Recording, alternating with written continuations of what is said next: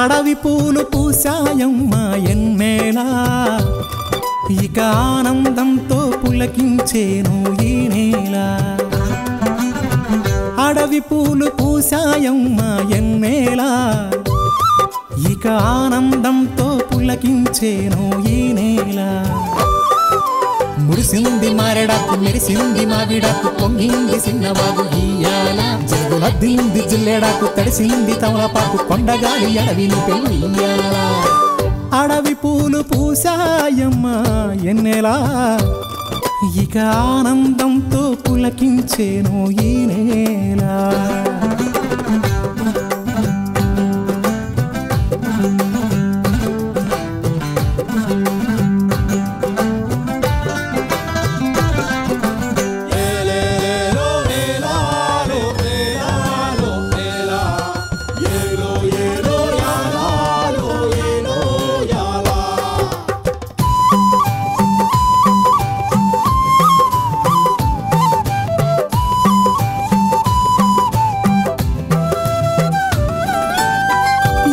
సిన్ని సిన్నాసలున్నాయి, ఎన్నో ఊసులు పంచుకున్నాయి, కలిసే తోడుగా బతికేలా.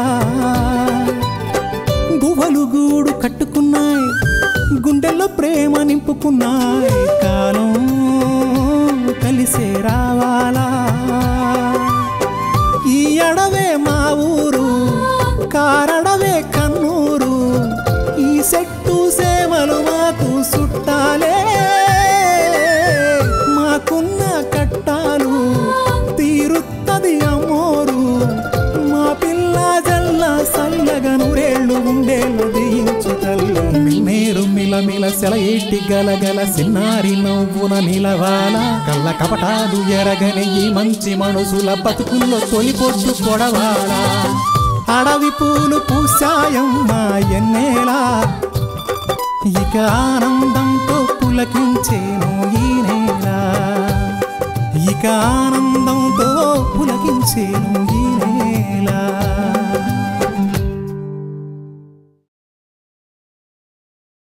నేను ఎప్పుడైతే మీ గూడెం పిల్ల నీలుకి మామగారిని కాబోతున్నానో అప్పుడే మీ వాడిగా మారిపోయాను.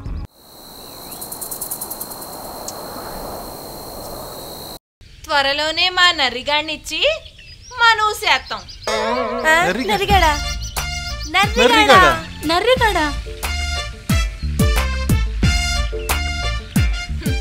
అవును, మా మేనమా కొడుకు పట్నంలో ఉంటాడు.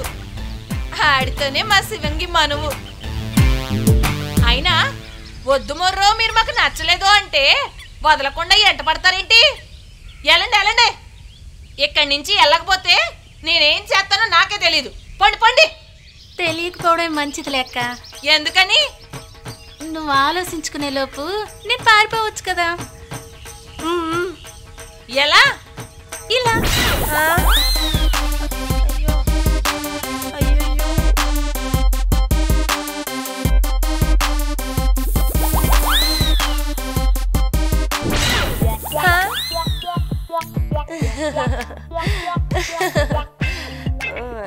ఏంటి నువ్వు ఒక్కదానివే ఉన్నావు?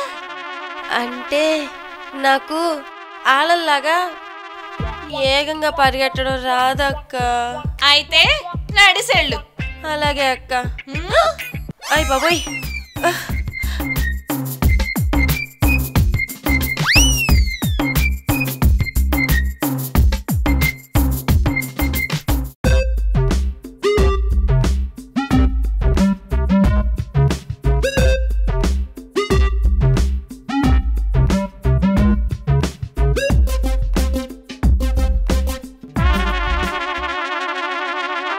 మా ఇద్దరు సంతను మా ఇద్దరు సంత. ఆడపిల్లలు లేదు మగ పిల్లలు లేదు. ఈ తరం పాడైపోతుంది.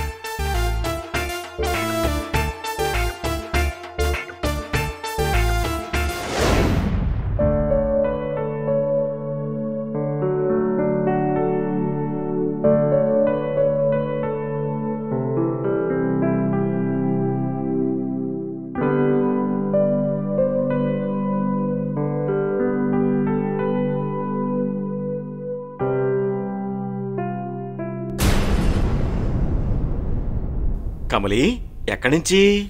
నాగన్నింటి నుంచి.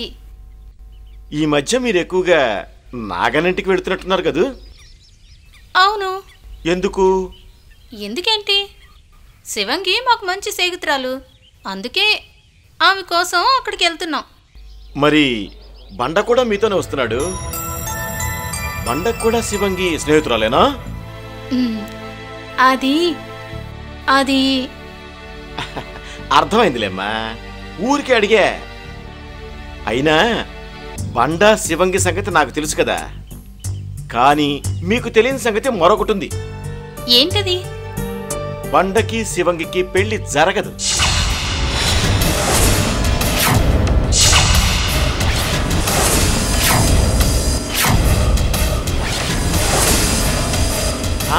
కంగారు పడకు. పెళ్లి జరగదు అంటే జరగదని కాదు, జరగనివ్వను.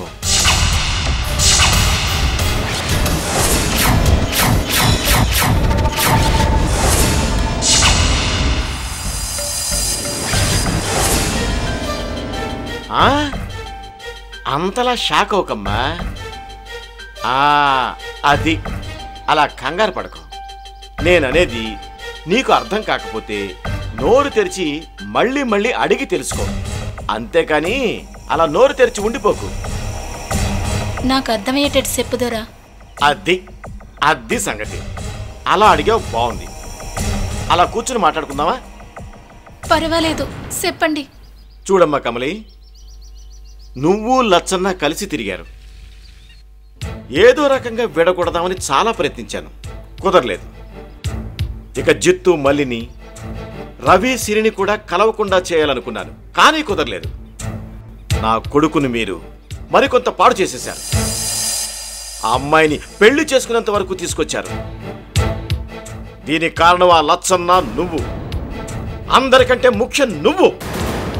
నీ పొగరుబోతనంతో ఎన్నోసార్లు నన్ను దెబ్బ కొట్టావు, ఎన్నో మాటలన్నావు.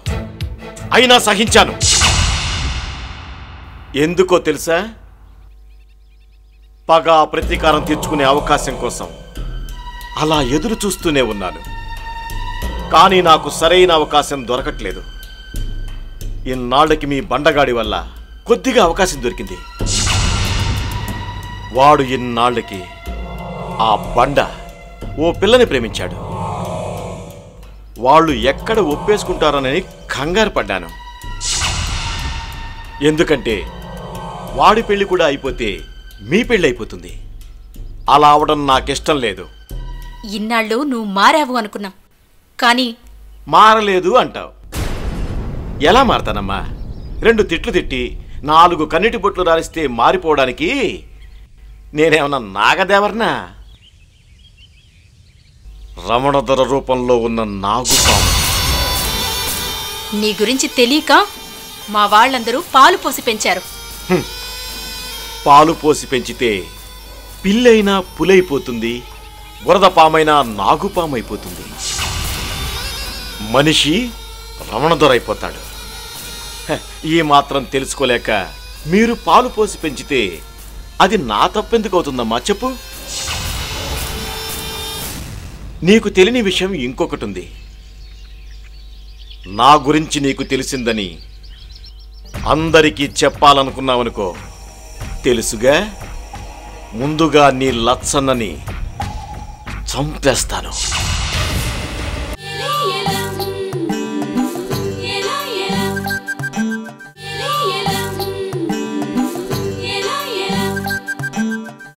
ముందుగా నీ లచ్చన్నని చంపేస్తాను.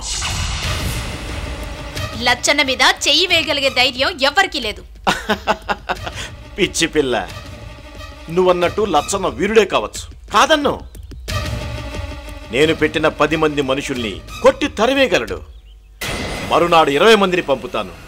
వాడను కూడా తరివేస్తే ఇంకో 10 మందిని కలిపి మొత్తం 30 మందిని, 50 మందిని, 100 మందిని. ఇలా నేను ప్రయత్నిస్తే ఏదో ఒకరోజు మీ మామని పైకి... వద్దు, మా లచ్చనికి ఏదైనా అయితే నేనే కాదు, ఈ గూడెం మొత్తం తట్టుకోలేదు. దయచేసి అంత పని చేయకు. అర్థమైంది కదా? నేను చెప్పినట్టు చేస్తే కేవలం బండ పెళ్లి మాత్రమే తప్పిస్తాను, లేకపోతే లచ్చననే తప్పిస్తాను. ఎందుకంత కక్ష? మేము నీకేం అన్యాయం చేశాం? నీకు అర్థమైనట్లేదు. నా కొడుకుని నాకు కాకుండా చేశారు. మీ రవిబాబు కోసం నా యజమాని ఆ నాగదేవర్నే మార్చేశారు. ఇప్పుడు నేను చేయబోయే పని ఒకటి ఉంది. అతి రహస్యంగా చేయబోతున్న ఆ పనికి నాకు కోటాను కోట్ల డబ్బు వస్తుంది. అది రావాలంటే మీ కుటుంబం వాళ్ళు ఎవ్వరూ ఇక్కడ ఉండకూడదు, ఉన్నా నా జోలికి రాకూడదు. అందుకనే మీరంటే నాకు కక్ష. తెలిసింది కదా? సరే, నేనెవరికి చెప్పను. కానీ నాకు మాట ఇదొరా, మా వాళ్ళని ఏమీ చేయనని.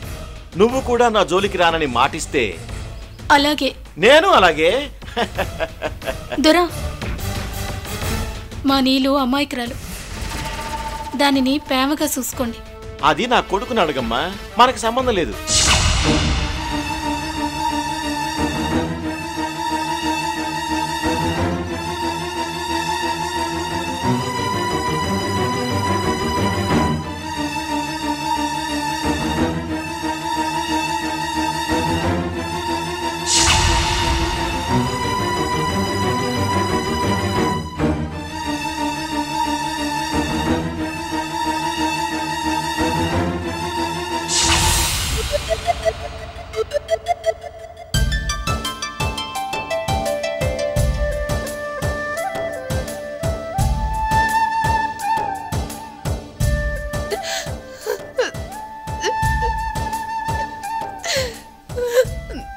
ఎందుకు ఏడుస్తున్నావు? మన మనవు జరగకపోతే నువ్వు చచ్చిపోతానన్నావట. అంటే నీకేదైనా అయితే నేను బతుకుంటాననుకున్నావా? అంత మాట నాకు. మన ఇద్దరం ఒకళ్ళ కోసం ఒకళ్ళున్నాం చెప్పడానికి అంత మాట అన్నాను, కానీ అది నిజం కాదు. నీకు నాకు మనవు జరగకపోతే కదా. జరుగుతుందంటావా? తప్పకుండా జరుగుతుంది.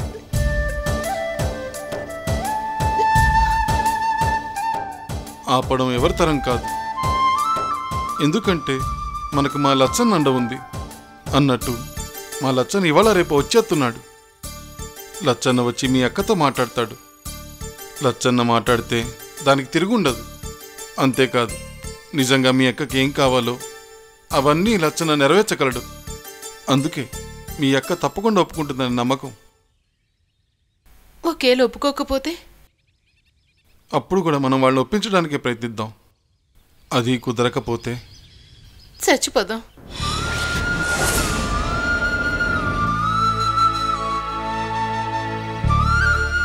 నిజం రావుడు, చచ్చిపోదాం. లేదు, సచ్చి మనం సాధించేదేమీ లేదు. చాలా మందికి ఇదే పరిష్కారం అని మనం చెప్పినట్టు అవుతుంది. అది మనకి, మన ముందు తరాలకి ప్రమాదం. మనం అలా ఎప్పుడూ చేయకూడదు. మరి నువ్వు మా అక్కతో శివంగి లేకపోతే నేను చచ్చిపోతానని చెప్పావెందుకు? అంటే అది అబద్ధమా? కేవలం వాళ్ళని భయపెట్టడానికి అలాగన్నావా? కాదు, నేనన్నది నిజం. శివంగి లేకపోతే నేను ప్రాణాలున్నా లేనట్టే, అంటే మానసికంగా చచ్చిపోయినట్టు. అందుకే అంత మాట అన్నాను. ఇంకెప్పుడు అలా అనుకో. ఒకేలా నీకేదైనా అవుతుందని తెలిస్తే నీకంటే ముందు నాకే జరుగుద్ది. తప్పైంది, ఇంకెప్పుడు అలా అన్నాం. సరేనా? సరే, కానీ నీకు ఆ రవణధరకి ఏమైనా కచ్చలున్నాయా? నాకు తెలిసి మాకెవరి మీద కక్షలు లేవు. గూడెం మంచి కోసం ఏమైనా మందలించామే కానీ ఎప్పుడు ఎవరిని నాశనం చేయలేదు. వారి వినాశనం కోరలేదు. అయినా ఎందుకు అలా అడుగుతున్నావు? ఏట్లేదు, నా మనసుకి ఏదో కీడు శంకించింది. అందుకని అయినా ఇక నుంచి ఎవరి మీద గొడవ పడకు. అదేంటి ఎలా అంటావు?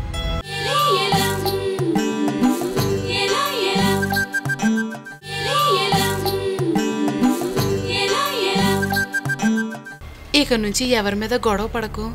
అదేంటి ఎలా అంటావు? ఇంతవరకు మా జోలికి కానీ మా గూడెం జోలికి ఎవరొచ్చినా వారిని క్షమించి ఇడిచిపెట్టాం. మా అంతటా మేముగా ఎప్పుడూ ఎవరి జోలికి వెళ్ళలేదు. ఇప్పుడే కాదు, ఎప్పుడు ఎవరికి కోపం తెప్పించొద్దు. ఎందుకంటే వాళ్ళు ఖర్చు పెట్టుకుంటే కుటుంబాలే ఎగిరిపోతాయి. సరేలే, ఇంకా ఈ మాటలు ఆపుతావా? సరదాగా ఏదైనా చెప్పు, వింటాను. సరదాగానా? ప్రపంచంలో ఏవి ప్రేమగా ఉంటాయి? నేను కాదు, మనుషులు. కేవలం మనుషులే ప్రేమగా ఉంటే మనకన్నా ప్రేమగా కని పెంచి పెద్ద చేసే జంతువులు పచ్చులు మనకన్నా గొప్పవి కాదు, మనుషులే చాలా ప్రేమగా ఉంటారు. అలాగైతే శకుంతలను వదిలి మేనకెందుకు వెళ్ళిపోయింది? ధర్మరాజు భార్యని జూదంలో ఎందుకు పెట్టాడు? హరిశ్చంద్రుడు తన భార్యనే అమ్మేశాడు కదా. రాములోరు సీతమ్మని మంటల పాలు చేశాడు, పరీక్ష పెట్టాడు. ఆఖరికి బుద్ధుడు కూడా భార్యా బిడ్డల్ని వదిలేసి రాత్రికి రాత్రే వెళ్ళిపోయి సన్యసించాడు. ఇలా చెప్పుకుంటూ పోతే మనుషులకి ఎంత ప్రేమాభిమానాలున్నాయో ఇట్టే తెలిసిపోతుంది. చాలు బాబు చాలు, ఇంకెప్పుడు మనుషులు గొప్పోళ్ళు అన్నం. నిజమే, కొంతమంది తప్ప మనుషులంతా మంచివాళ్లే. అదిగో మళ్ళీ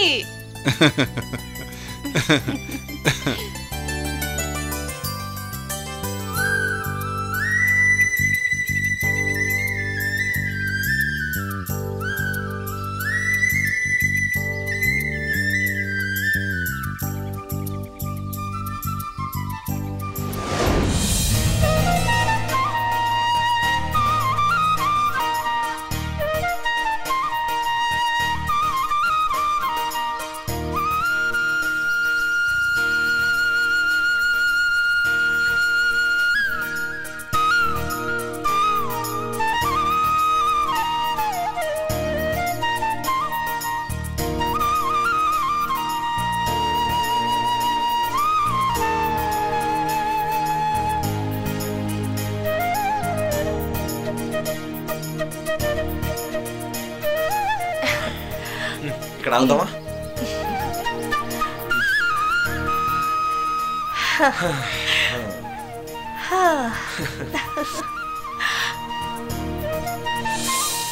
సిరి, కొంచెం లావైనట్టున్నావు. సరిపోయింది. నువ్వు ఈ మధ్య బిజీగా ఉండి కనిపించలేదని నువ్వు బెంగ పెట్టుకుంటే నీకు లావైనట్టుగా కనిపిస్తున్నానా? అంటే నేను అసలు నీ గురించి ఇంత కూడా ఆలోచించకుండా హాయిగా ఉన్నాననే కదా నీ ఉద్దేశం? నేను అలా అనలేదు. మహాప్రభు, మీ మాటలు ఆ మాత్రం అర్థం చేసుకోలేనా? మహాతల్లి, నన్ను వదిలేస్తావా? ఏదో మాట వరుసకి ఏం మాట్లాడాలో ఎలా మొదలు పెట్టాలో తెలియక అలా అన్నాను. నా నోరుందే, ఆయన పెద్దలు ఊరికే అన్నారా, నోరా వీపికి త్యాకే అని. అదేంటి? ఏముంది, ఒక ఊర్లో ఒకడుండేవాడంట. నీలాగా. పోని నా అలాగే. వాడికి కొంచెం నోటి దురుసు. ఆహా, మళ్ళీ నీలాగే. అవును, అచ్చం నా అలాగే. వాడి నోటి దురుసుని భరించిన ఆ ఊరి వాళ్ళు ఇక భరించలేక వాడిని ఇక కొట్టడం మొదలు పెట్టారంట. వాడు ఆ దెబ్బలు భరించలేక ఆ ఊరి వాళ్ళతో ఒక ఒప్పందం చేసుకున్నాడంట. తను పొరపాటున నోటి దురుసుగా ప్రవర్తిస్తే ఎక్కడ పడితే అక్కడ కొట్టకుండా వీపు మీదే కొట్టేటట్టు ఒప్పందం కుదుర్చుకున్నాడు. ఒకవేళ వాడు నోటి దురుసుగా ప్రవర్తిస్తే ఇక వాడి నోటి దురుసుకి వాడి వీపు రోజు వాచిపోయేదట. అందుకని వాడు బయటికి వెళ్ళేటప్పుడు నోటిని ప్రార్థించేవాడట. ఏమని? అదే, నోరా వీపుకి త్యాకే అని.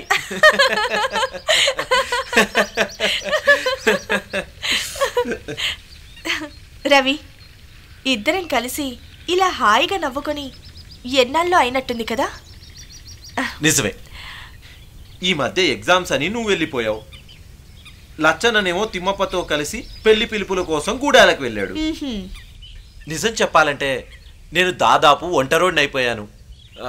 అయినా నువ్వు వెళ్ళి వెంటనే వస్తానన్నావు కదా, ఇంత లేట్ ఎందుకైంది? నువ్వు చెప్పిన పనులన్నీ చేసుకొని రావాలి కదా. Very good. ఇంతకీ వాళ్ళ కాలేజ్కి వెళ్ళావా? వెళ్ళాను. అన్ని వివరాలు సేకరించినట్టేనా? అన్నీ సేకరించాను. నువ్వెప్పుడు అంటే మనం అనుకున్న ప్లాన్ని అమలు చేయొచ్చు. సరే కానీ ఇది చాలా రహస్యంగా ఉంచాలి. ఇందులో ఏది బయటకు వచ్చినా మన ప్రాణాలకే ప్రమాదం. నన్నన్నారే నన్నన్నారే నన్నన్నారే రే తన నన్నన్నారే నన్నన్నారే నన్నన్నారే